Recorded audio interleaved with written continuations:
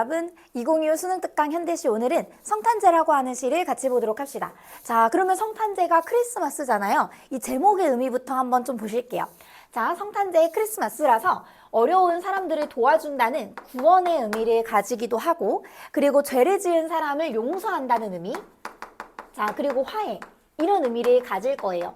자, 그러면 제목은 성탄제인데 내용은 어떤 내용이 드러날 거냐면 일제강점기, 우리 1930년대를 배경으로 하고 있어요. 자, 1930년대에 그 고통받는 현실을 사륙의 현장으로 표현하고 있는 그런 시입니다. 자, 그러면 1년부터 한번 보실게요. 산 밑까지 내려온 어두운 숲에, 자, 이 어두운 숲이 바로 사륙의 현장이 될 거예요. 그러면 생명이 위협받는 공간, 이런 의미로서 쓰이고 있습니다.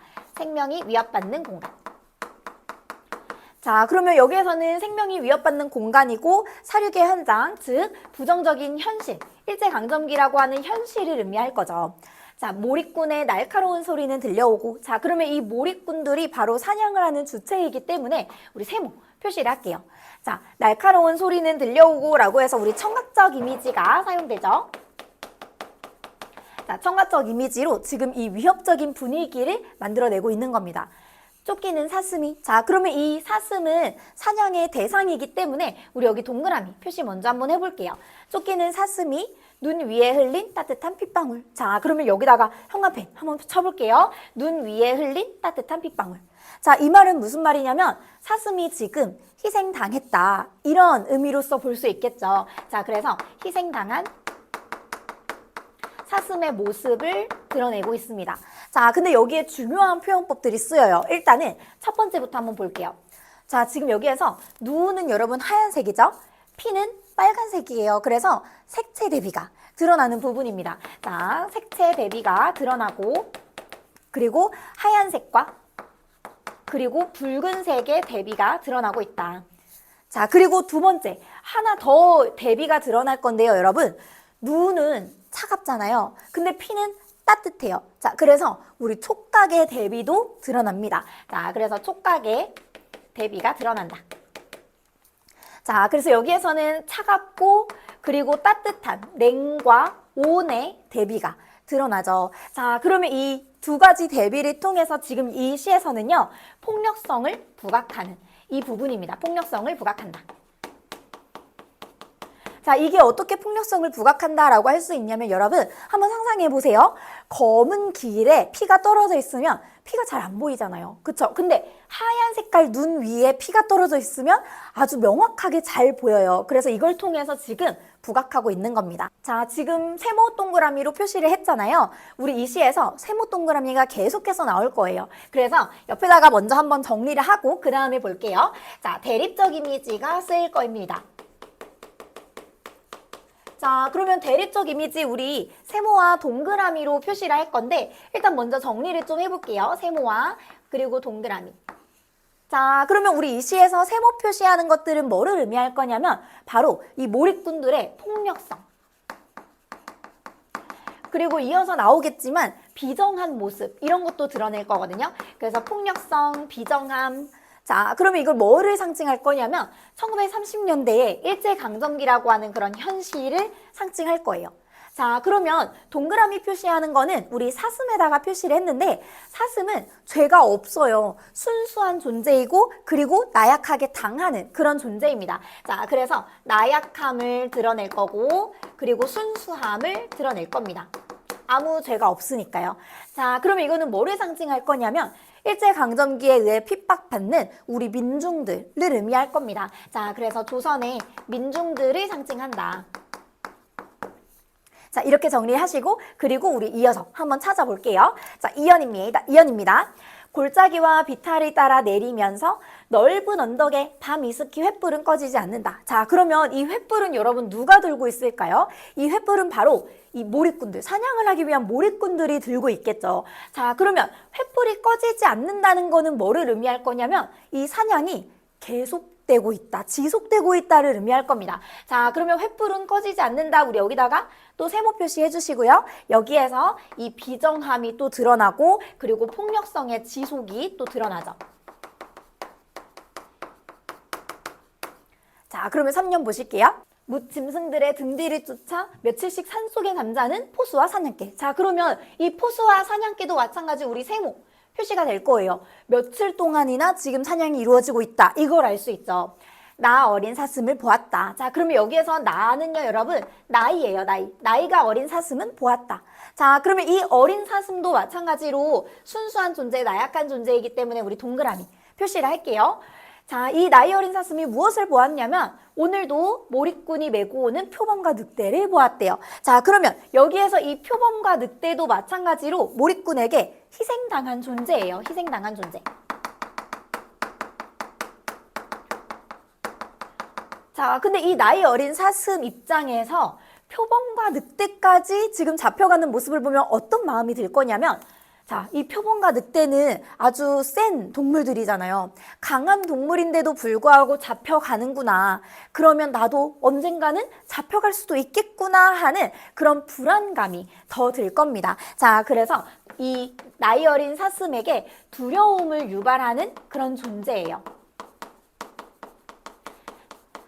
자, 그러면 여기에서 우리 하나 더 표현법 한번 보실게요. 나이 어린 사슴은 보았다, 무엇을? 이라고 해서 우리 지금 문장의 어순이 바뀌고 있죠. 보았다, 무엇을? 자, 그래서 우리 여기에는 도치법이 또 쓰입니다. 자, 그러면 사연 보실게요. 자, 어미의 상처를 입에 대고 핥으며, 자, 우리 여기에서 이 어미는 누가 될 거냐면요. 아까 1년에서 봤던 그 희생당한 사슴 있잖아요. 그 1년의 사슴이에요. 자, 그러면 이 1년의 사슴이 지금 상처를 입어서 그 상처를 입에 대고 핥으면서 어린 사슴이 생각하는 거.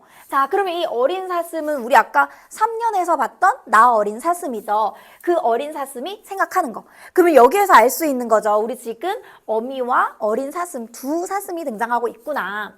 자, 생각하는 것 그는이라고 했는데 우리 여기서는 그것 이렇게 해석하시면 될 것 같아요. 생각하는 것 그것은 바로 이것이다. 이런 의미로서 보시면 될 것 같아요. 자, 어린 사슴이 생각하는 것, 그것은 바로 뭐냐면 어두운 골짜기의 밤에도, 자, 그리고 깊은 골, 둘 다 부정적인 현실을 의미할 거예요. 부정적인 현실. 자, 그래서 우리 아까 1년에서 보았던 어두운 숲이랑 둘 다 같은 의미를 가질 거라고 볼 수 있습니다.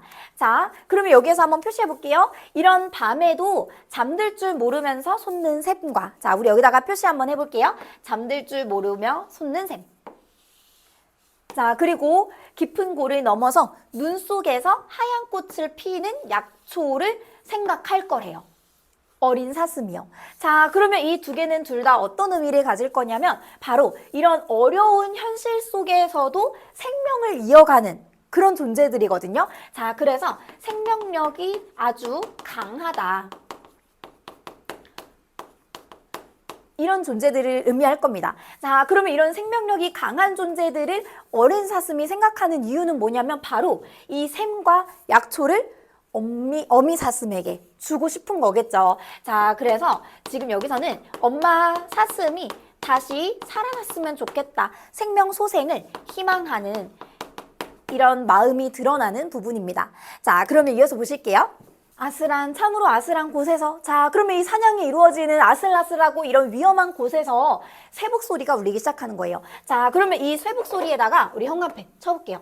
자, 중요한 의미를 가질 거예요. 자, 그러면 이 쇠북 소리는 어떤 소리로 이해하시면 되냐면 일단 첫 번째는, 자, 가장 기본적으로는 사냥을 할 때 북을 치는 소리라고 보시면 돼요. 그래서 첫 번째는 사냥이 이루어지는 소리로 보시면 되고, 자, 그리고 두 번째가 중요해요, 여러분. 자, 두 번째 내용은 어떤 의미를 가질 거냐면, 자, 이제 이 쇠북 소리와 제목의 의미를 연관시킬 거예요. 자, 그러면 우리 제목의 의미 지금 지워져서 다시 한번 잠깐 써놓을게요. 자, 제목이 성탄제였는데 제목이 어떤 의미를 가진다고 했었냐면 구원의 의미, 그리고 용서, 화해,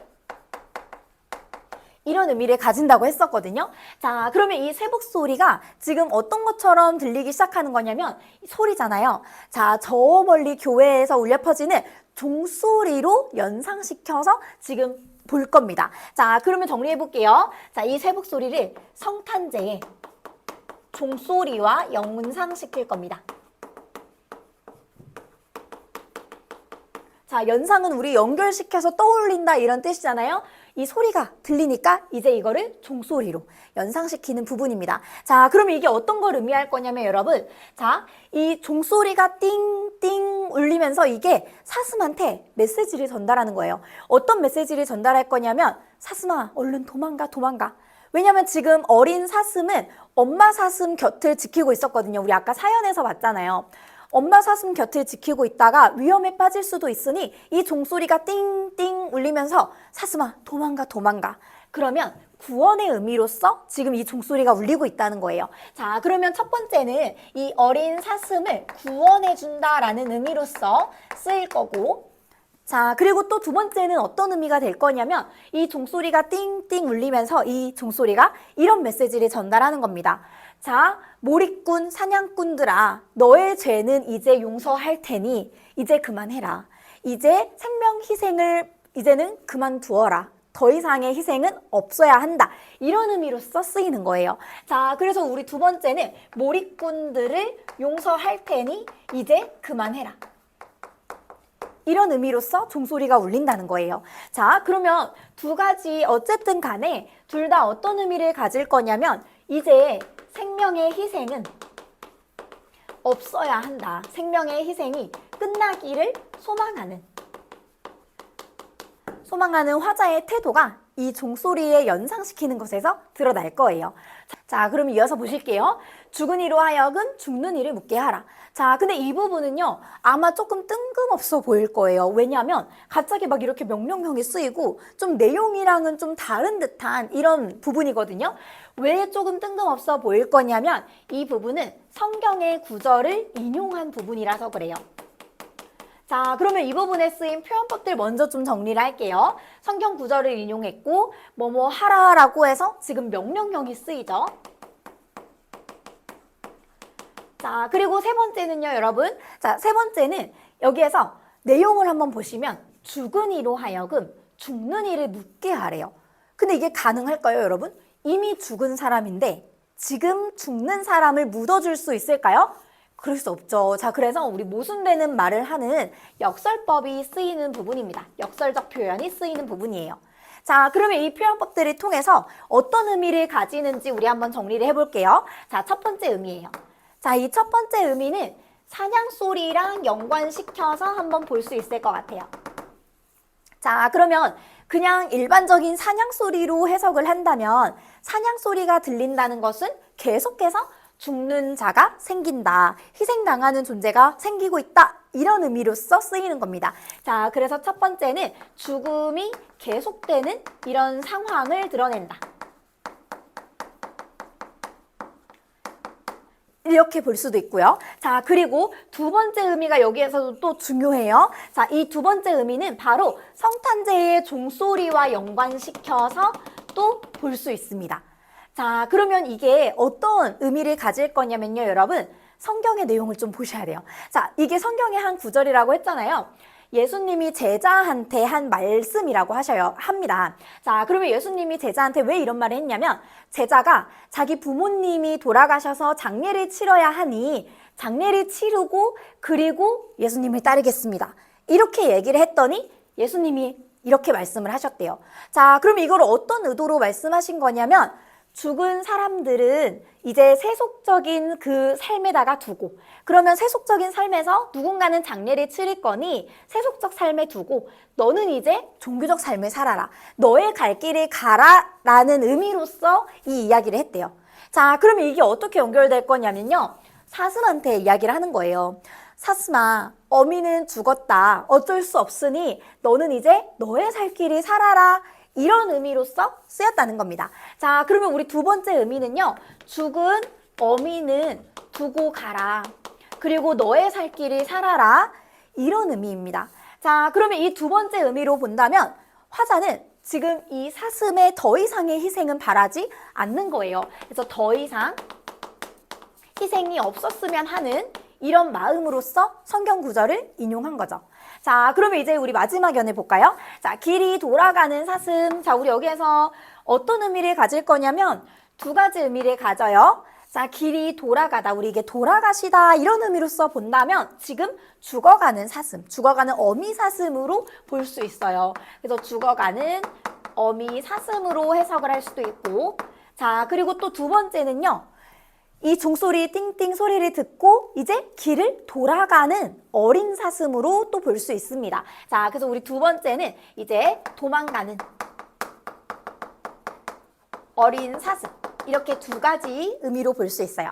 자, 이 두 사슴의 두 뺨에는 맑은 이슬이 내리고, 자, 그러면 이 맑은 이슬은 여러분 눈물이겠죠. 그래서 엄마 사슴이 되었든 어린 사슴이 되었든 이 사슴의 눈물을 의미할 겁니다. 눈물이 내리고 눈 위엔 아직도 따뜻한 핏방울. 자, 그러면 우리 여기도 형광펜 한번 쳐볼게요. 형광펜.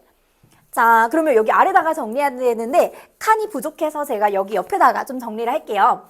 자, 그러면 우리 지금 형광펜 친 부분이 1년의 형광펜 친 부분이랑 똑같아요. 자, 근데 더 추가된 부분이 있어요. 1년에서 지금 이 부분으로 더 추가된 내용을 한번 찾아보자면 아직도 라고 하는 부사어가 추가됐거든요. 자, 그러면 이 부사어 아직도를 통해서 아직도 희생이 이루어지고 있다 라고 하는 지금 비극성을 부각하는 이런 효과를 드러내고 있고, 자, 그 다음에 두 번째예요. 또 추가된 부분이 있어요. 어떤 게 추가됐냐면 지금 여기 점점점 이게 추가됐어요. 자, 그러면 우리 이거를 말줄임표라고 하죠. 자, 그래서 우리 두 번째는 말줄임표가 쓰였다. 자, 그리고 세 번째 볼게요. 자, 세 번째는 지금 시 끝났어요. 끝났는데 따뜻한 핏방울이라고 해서 지금 명사로 끝났죠. 그래서 우리 명사형 종결이 쓰입니다. 자, 그러면 이렇게 말줄임표와 그리고 명사형 종결을 통해서 동시에 드러낼 수 있는 효과는 바로 여운을 형성하는 거죠. 자, 그래서 여운을 형성한다. 자, 여기까지 시 보시고 그리고 이제 마무리 해보도록 할게요. 자, 우리 이 시에서 중요한 특징들 좀 정리해 볼게요. 자, 아까 첫 번째는 이미 정리를 했어요. 대립적 이미지가 쓰인다는 점 중요하고, 자, 그리고 두 번째는 시상 전개 방식인데요. 자, 처음에 어미 사슴이 다치고 그리고 어린 사슴이 엄마 곁을 지키다가 어린 사슴이 이제 도망가는 그 시간의 흐름에 따른 구성을 지금 취하고 있거든요. 자, 그래서 시간의 흐름에 따른 전개 방식 혹은 순행적 구성이 쓰였다. 자, 그 다음에 세 번째는 이 쇠복 소리. 엄청 중요한 부분이에요, 예시에서. 자, 그러면 이 쇠복 소리를 통해서 화자의 태도가 드러날 겁니다. 자, 어떤 태도가 드러날 거냐면요. 아까 정리했듯이 생명의 희생이 이제는 좀 끝났으면 좋겠다 하는 소망적 태도가 드러날 거고, 자, 두 번째는요. 이 쇠복 소리, 이 종소리를 듣고 몰입꾼들이 이제 그만 좀 멈추고 자기의 모습을 되돌아봤으면 좋겠다 하는 그런 마음이 쓰인 겁니다. 자, 그래서 이 폭력에 대한 성찰을 촉구하는 이런 화자의 태도가 드러나는 부분입니다. 자, 그러면 여기까지 보시고요. 우리 다음 시에서 또 보도록 할게요. 안녕!